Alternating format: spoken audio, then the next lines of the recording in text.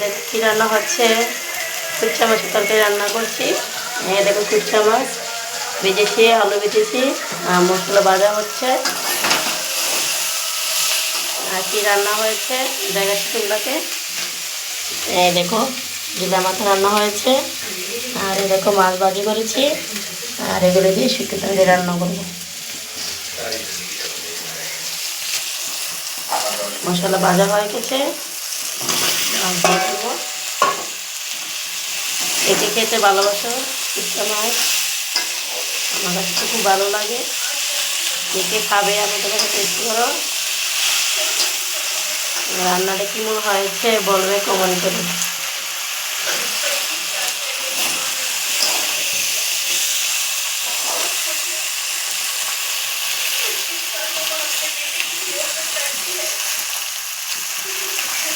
মশলা ভাজা হয়ে গেছে, দিয়ে ফেলবো।